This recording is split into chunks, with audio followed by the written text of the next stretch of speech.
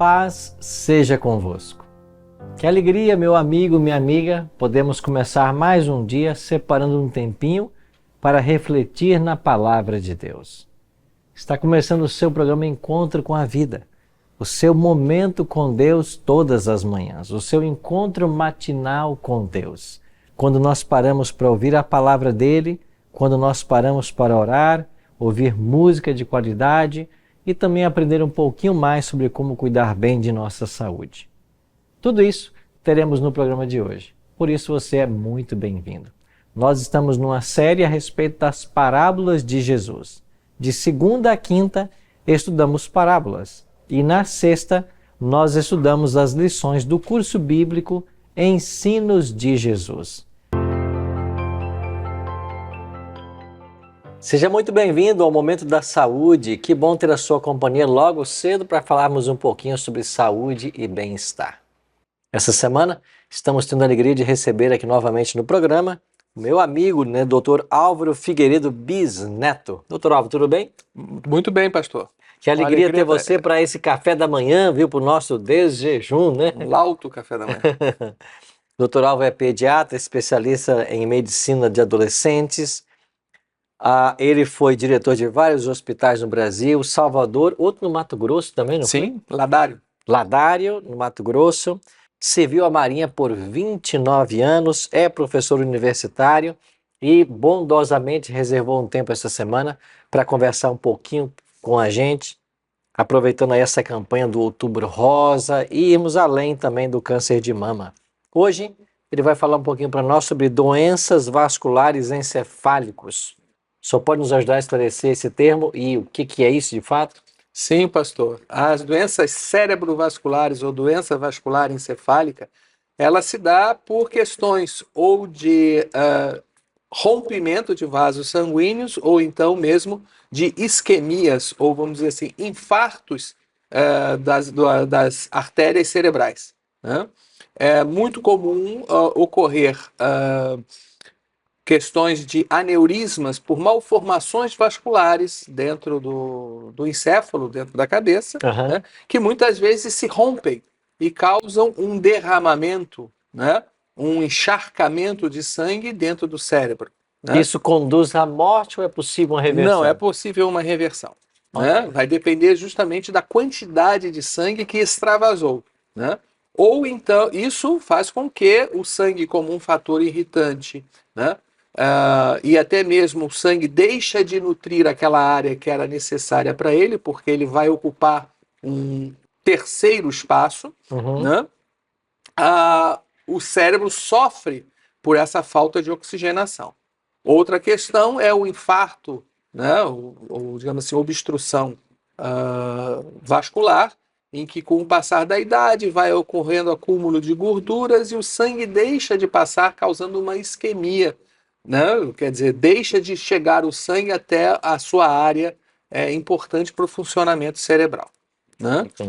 Tanto uma quanto a outra nós chamamos de doenças cerebrovasculares e tem uma importante impacto, né, na economia do organismo, já que o cérebro ele controla todas as funções vitais. Quais são as causas principais que podem levar a uma doença desse tipo? Nós temos justamente a aterosclerose, né?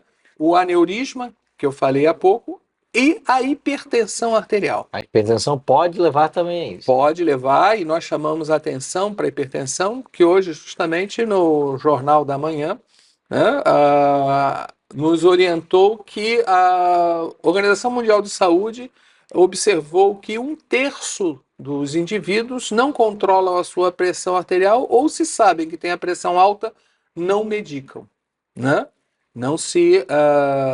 Não tem assistência médica devida, ou porque não procuram, ou porque, mesmo recomendados, não tomam a medicação como deve ser feita. É possível algum cuidado para se evitar? O que fazer nesse caso? Muito bem. O cuidado é periodicamente procurar o seu médico, né? Anualmente verificar a pressão arterial, né? Fazer um check-up muito bem feito, né? Verificar quando tiver algum tipo de mal-estar, procurar assistência médica, né? Questões, muitas vezes, de esquecimento, já nos recomendam a procurar o médico quanto a a realização de exames diagnósticos. Ok. Muito obrigado, doutor, por essas orientações, viu? Ele vai estar conosco ao longo de toda essa semana, trazendo conselhos especiais. E a partir de amanhã, quarta-feira, até sexta, nós vamos tratar aqui de várias drogas. O que leva a pessoa a ir para esse lado, a usar essas substâncias e como nos prevenir disso. Amanhã vamos falar um pouquinho a questão do álcool. Você não pode perder, e se você tem um dependente do álcool em casa, né, algum alcoólatra, você não deve perder esse programa para você saber como se orientar e ajudar. Vamos agora para o momento da oração intercessora com os nossos pastores. Obrigado, pastor Arilton, por esses momentos aí de importância a respeito da nossa saúde, como é importante a gente aprender mais e se cuidar melhor também, não é? Que bom estar com você, eu sou o pastor Robson Góes, pastor da Igreja Central de Palhoça, e é sempre um privilégio, uma alegria dividir este momento da oração intercessora junto com você. Esse momento de oração, onde nós buscamos a presença de Deus. E você tem uma participação muito especial aqui, porque aqui você pode deixar o seu pedido de oração, você pode participar junto conosco aqui através dos nossos canais, e você é sempre muito bem-vindo. Então não deixe de deixar o seu pedido, seu agradecimento, não deixe de comentar, de falar do que você gosta, até do que você não gosta também, mas interaja conosco. Você é muito importante para a gente e tenho certeza muito importante para Deus também. Você acredita nisso? Se você acredita, diga um amém aí bem forte. Agora, amigo, pessoas já deixaram aqui o seu comentário e nós vamos ler alguns comentários aqui que chegaram para nós aqui de forma muito especial e nós queremos agradecer cada um de vocês que participam todos os dias junto com a gente.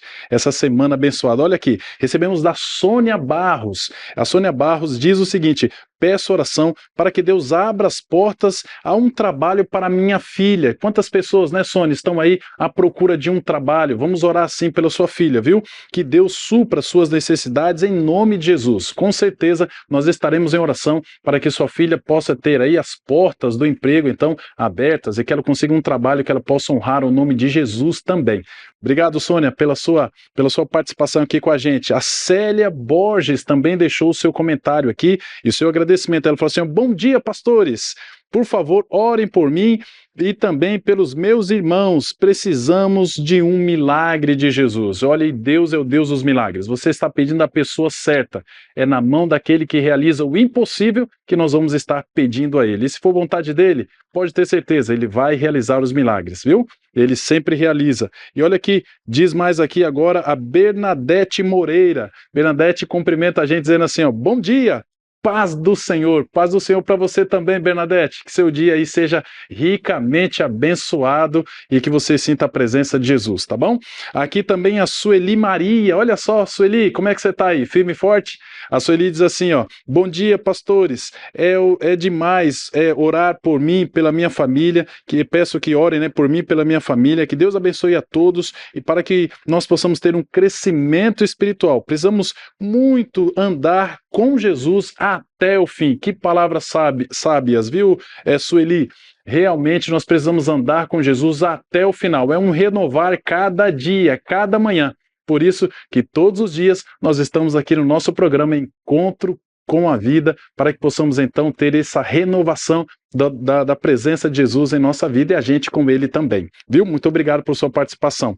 Diz aqui agora a Cecília Rodrigues, ela fala assim: amém, pastores, orem por minha família e eu oro por vocês, pastores. Muito obrigado, Cecília. Nós oramos por você e você ora pela gente também, tá bom? Vamos combinar assim todos os dias? Você ora por nós e nós oramos por você. Vai ser bênção. E aqui diz mais aqui, ó. Por último, a Maria Ferreira. O que diz aqui a Maria Ferreira? Ela fala assim, ó: ore por minha família e os meus irmãos e amigos. Maria Ferreira, amém, amém, aleluia. Aqui dá a entender que a Maria já está até agradecendo a Deus antes mesmo dele, então, responder a oração. E esse é o princípio mesmo, viu, Maria e amigos? Nós agradecemos a Deus antes mesmo dele, então, responder, onde nós sentimos a oração respondida. O certo é que nós temos a certeza que Deus sempre ouve as nossas orações. E eu acredito na oração que nós fazemos ao nosso nosso Deus, porque nós temos um Pai que se preocupa e que ama cada um dos seus filhos. E olha, eu tenho um verso aqui da Bíblia que nos faz lembrar disso. Abra sua Bíblia aí, se você puder.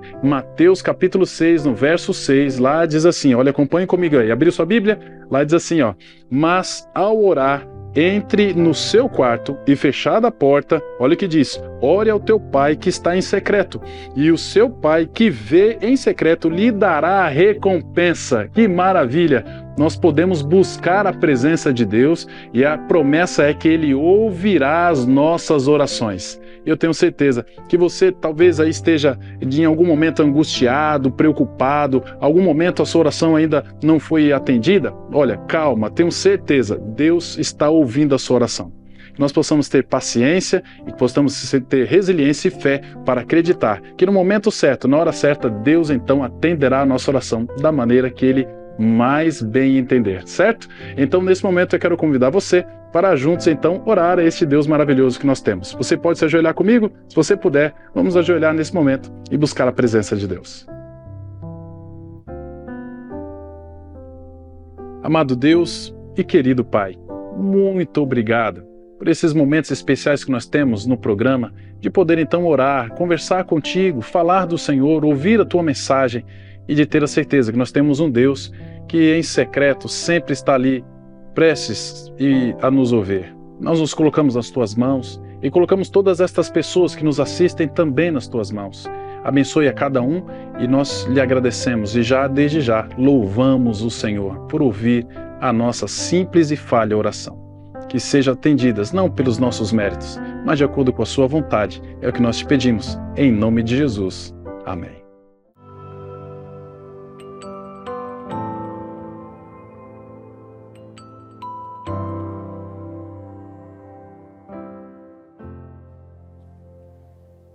Chegou agora o momento de juntos estudarmos a Bíblia, mais uma parábola contada por Jesus.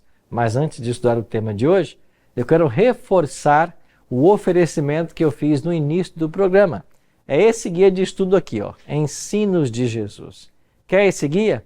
Você pode solicitá-lo através do nosso site, ensinosdejesus.tv. Lá você entra no site, pede este guia e nós vamos entregar na sua casa. Você põe os seus dados postais, lembrando que essa promoção é válida para todo o estado de Santa Catarina. Você que mora fora de Santa Catarina, basta acessar o nosso site bibliamais.com.br e nesse site você então pode fazer esse estudo de forma online. Nosso site bibliamais.com.br. E para você que mora aqui na Grande Florianópolis, tem condição de estar conosco, todos os domingos, às 8 da noite, eu estou na Igreja Adventista da Beira Mar, em São José. Nosso endereço, Rua Joaquim Vaz, 1506, bairro Praia Comprida. Tá bem? Joaquim Vaz, 1506. A igreja possui duas entradas, uma pela Joaquim Vaz e outra pela Beira Mar. O nosso estacionamento fica na Beira Mar, ao lado da Renault Nissan. Tá bem? Temos um amplo estacionamento para receber bem você e a sua família. Então, domingo, 8 da noite, eu estou lá para estudarmos os temas desse estudo bíblico, Ensinos de Jesus. E você é o meu convidado. Entrada franca, tá bem? Você não paga nada por isso para esse curso de aprendizado da Bíblia Sagrada. Ah, e todos os que estão fazendo o curso presencial irão ganhar ainda um lindo certificado de conclusão de estudo. Um certificado muito bonito que pode ser seu se você vier participar com a gente. Te espero lá então domingo, 8 da noite. Agora é o momento de nós juntos estudarmos a Bíblia. A minha já está aqui e eu queria convidar você para estudarmos o tema de hoje. A parábola dos lavradores maus. Lucas, capítulo 20. Esse é o texto que hoje vamos estudar. Quais os ensinos desta parábola? Veremos agora. Mas antes, porém, como é o nosso bom hábito aqui, a gente não começa a estudar a Bíblia sem antes orar. E eu queria convidar você para nós orarmos agora, pedindo a bênção do Senhor para o estudo. Ora comigo? Pai Celeste, muito obrigado por estarmos reunidos mais uma vez para estudarmos o Teu livro sagrado. Suplicamos que o Teu bom e Santo Espírito esteja ao nosso lado e abra nossa mente à compreensão e o nosso coração à aceitação da Tua verdade. Fica, Pai, com todos nós e nos abençoa mais uma vez. Oramos em nome de Jesus. Amém. Pois bem, pega a sua Bíblia, vamos comigo agora? Leia comigo então o texto, Lucas capítulo 20, versos 9 a 18. A seguir, passou Jesus a proferir ao povo esta parábola. Certo homem plantou uma vinha, arrendou-a a lavradores e ausentou-se do país por prazo considerável. No devido tempo, mandou um servo aos lavradores para que lhe dessem do fruto da vinha. Os lavradores, porém, depois de o espancarem, o despacharam vazio.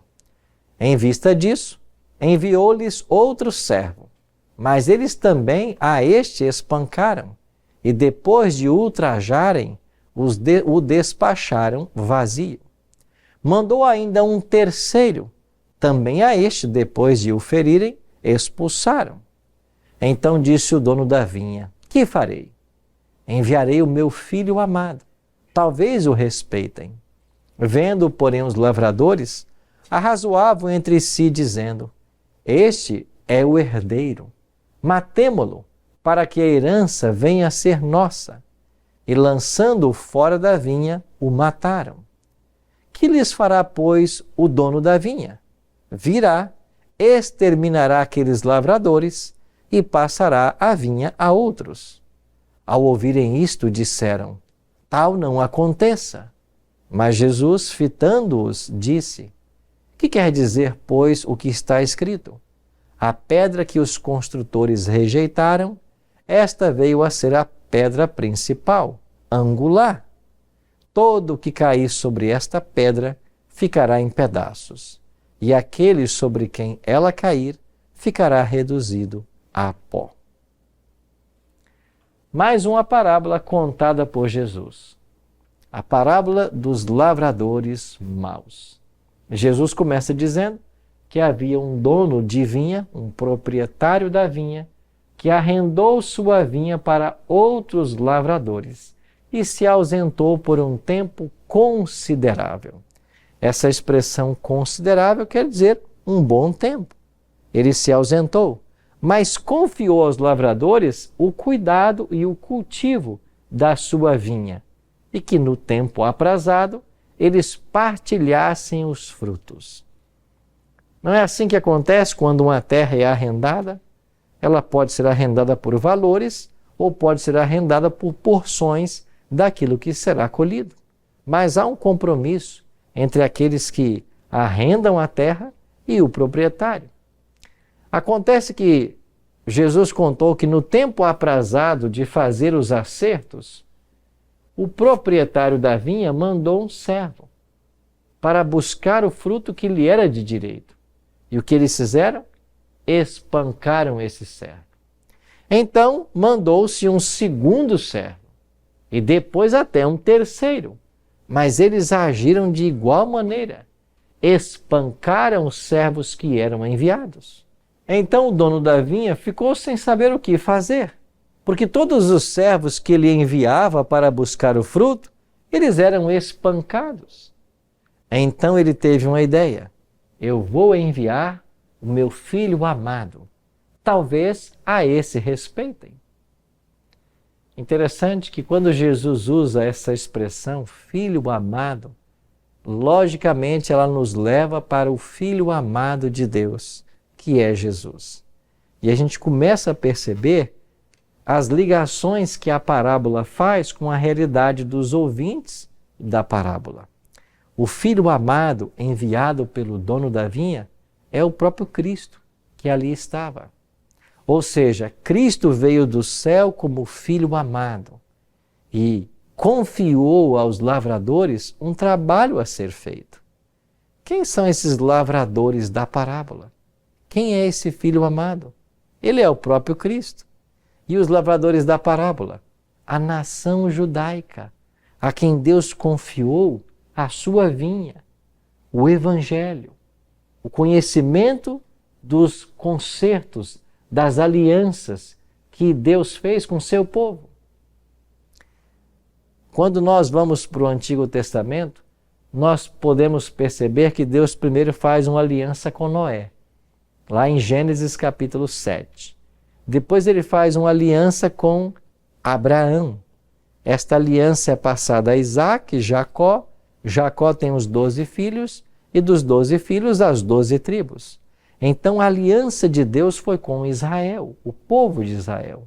Eles receberam os oráculos sagrados, as verdades da palavra de Deus, e eles deveriam agora levar esses oráculos, essa verdade, a todos os povos. Isso significava trabalhar na vinha. Mas quando Cristo vem como Filho amado para buscar os frutos do trabalho, eles não respeitaram nem mesmo o Filho amado. E eles então pensam, vamos matar o herdeiro e ficar com a herança. E Cristo foi rejeitado. É rejeitado pelos seus. Então, quando Cristo contou esta parábola, os judeus que ouviam perceberam que ele estava falando deles. E ele então faz uma pergunta. Se ele enviou servos, enviou agora o Filho amado, não respeitaram e o mataram, o que mais esse dono da vinha pode fazer? Quem sabe só uma coisa.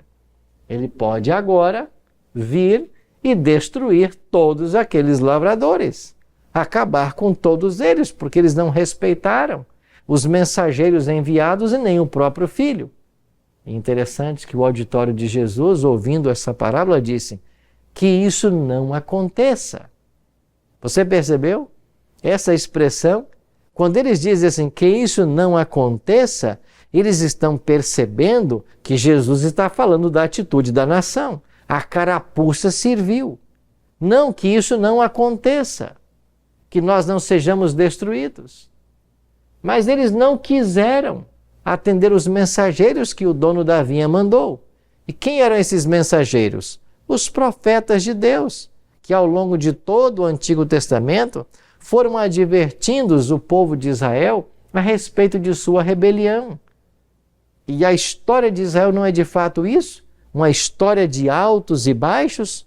Quando governava um rei que temia Deus, o povo crescia espiritualmente e prosperava. Quando entrava um rei mau, que não adorava a Deus, idólatra, o povo caía em pecado. O povo estava sempre seguindo sua liderança. E a história do povo de Deus no Antigo Testamento é uma história de altos e baixos.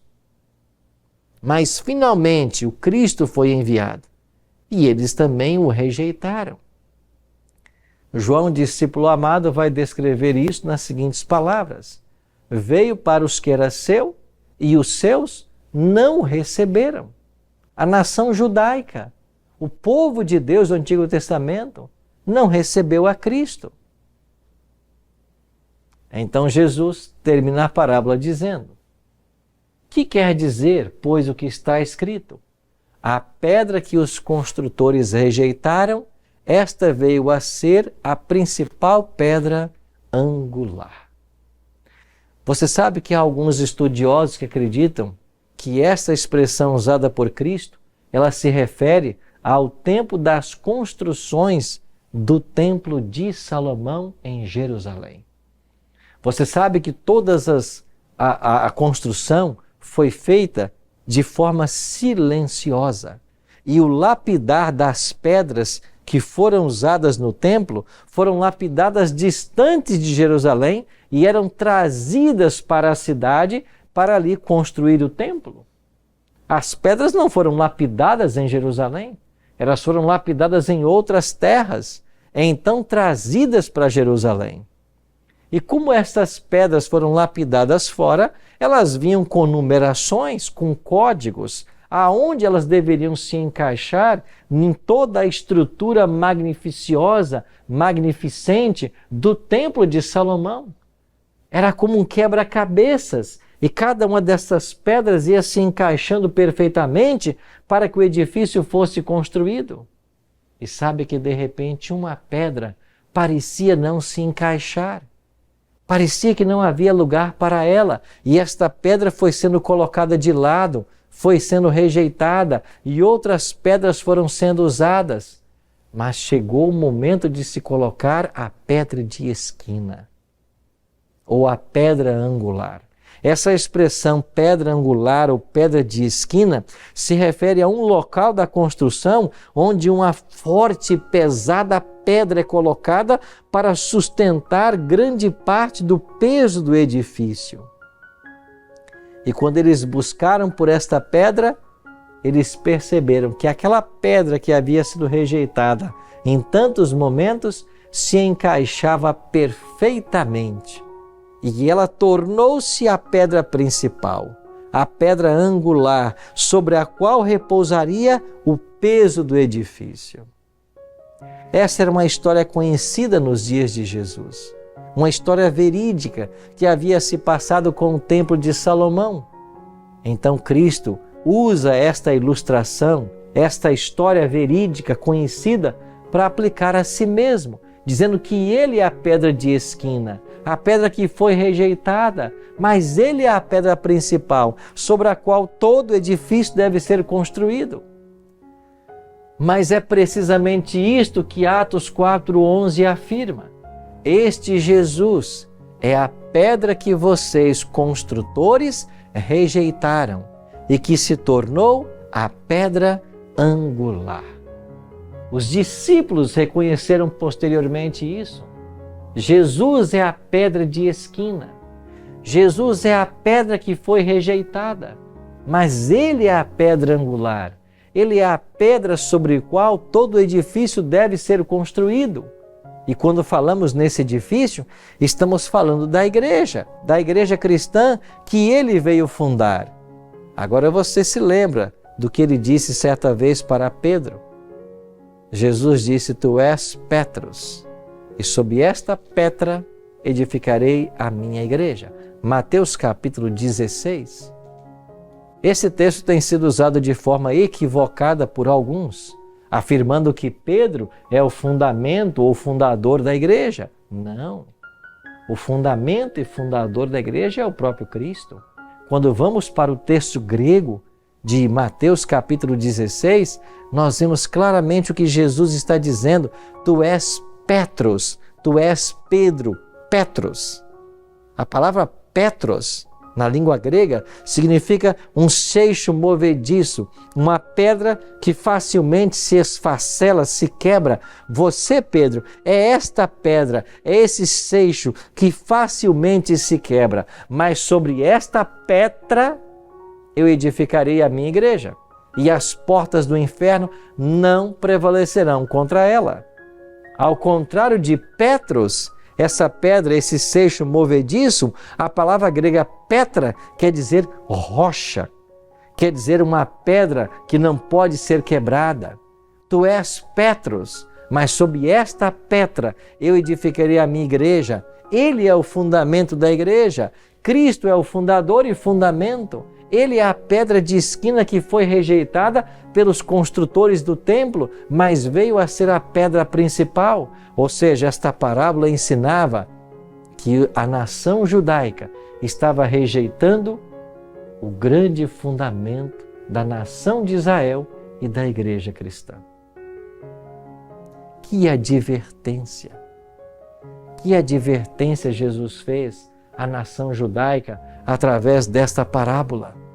Vocês estão rejeitando o autor da vida, como disse Estevão em sua defesa lá diante do Sinédrio, em Atos capítulo 7. Vocês estão rejeitando a pedra de esquina, a pedra principal. E foi exatamente isso que fez a nação judaica. Veio para os que era seu e os seus não o receberam. Esta parábola é uma séria advertência também para os nossos dias. E a pergunta que eu faço para você hoje é: será que nós estamos igual à nação judaica, rejeitando a Cristo? Será que nós estamos tentando viver nossa vida separados dele, a pedra de esquina, o grande fundamento? Será que nós estamos tentando resolver todos os nossos problemas sozinhos, esquecendo do Deus de amor que nós temos e dos planos maravilhosos que Ele tem para a nossa vida? Eu e você hoje corremos o mesmo risco que correu a nação judaica, de não perceber de fato quem era Cristo e de rejeitar-lhe a salvação que ele oferece. Mas eu espero sinceramente que nós aprendamos com a parábola e com a história da nação de Israel e não rejeitemos ao Messias, mas hoje abramos nosso coração à influência benfazeja do seu Espírito. E aí, você está disposto a abrir seu coração hoje e a aceitar a Cristo como teu Salvador pessoal? Aceitar a Cristo significa se comprometer a um relacionamento com Ele, a buscar todos os dias a companhia dEle, através do estudo da Bíblia, da oração, a tomar a decisão de se unir ao corpo de Cristo que é a igreja que ensina toda a verdade que Jesus ensinou, a igreja que busca viver os princípios que a palavra de Deus nos deixou. Essa é uma decisão muito importante. Na realidade, é a mais importante decisão que todo ser humano pode tomar. Mais importante que a escolha de uma profissão, que a escolha de um companheiro para a vida, mais importante que tudo, é a decisão que nós precisamos tomar ao lado de Jesus. E eu espero que a parábola de hoje seja um apelo ao seu coração, para que você tome essa decisão. E eu queria orar agora, para que isso aconteça logo. Ora comigo. Pai querido, muito obrigado por mais um apelo que a Tua palavra nos faz agora. Muito obrigado por sabermos que o Senhor nos ama. Muito obrigado por sabermos a centralidade de Cristo no plano da salvação. Nós queremos, Pai, estar todos prontos para a Tua gloriosa vinda. Por isso nos ajuda hoje a Te receber como Salvador pessoal. É a nossa oração. Em nome de Jesus. Amém.